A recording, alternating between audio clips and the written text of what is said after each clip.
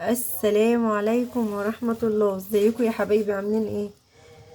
بصوا، احنا ان شاء الله هنعمل النهاردة كشري كامل. بس انا مش عاملة كمية كبيرة لان هنا عندنا العدد محدود. هنعمله ان شاء الله خطوة خطوة مع بعض ونشوف الكشري هيطلع كامل عامل ازاي.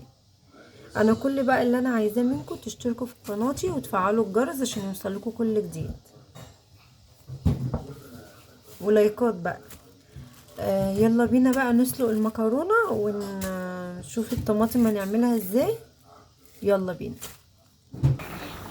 بصوا بقى، ما شاء الله الطماطم اهي على النار، وادي المكرونة، وادي الحمص، وادي العدس.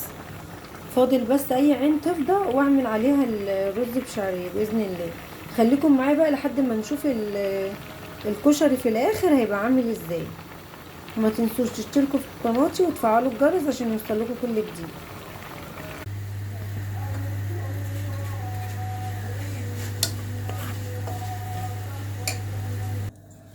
بصوا، دي البصلة، دي التقلية بتاعة الكشري. هحط عليها شوية ملح،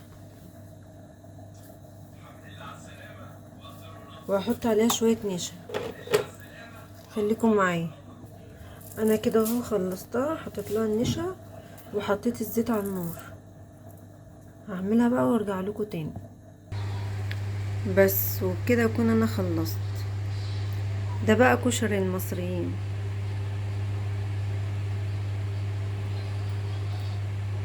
ايه رأيكم؟ ما شاء الله،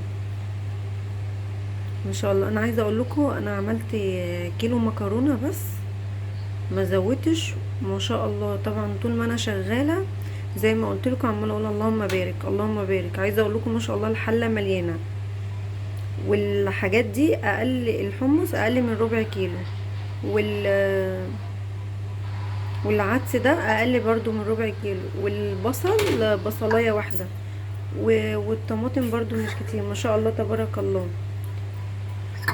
ما تنسوش بقى تشتركوا في قناتي وتفعلوا الجرس عشان يوصلكوا كل جديد. اشوفكم على خير. السلام عليكم ورحمة الله وبركاته.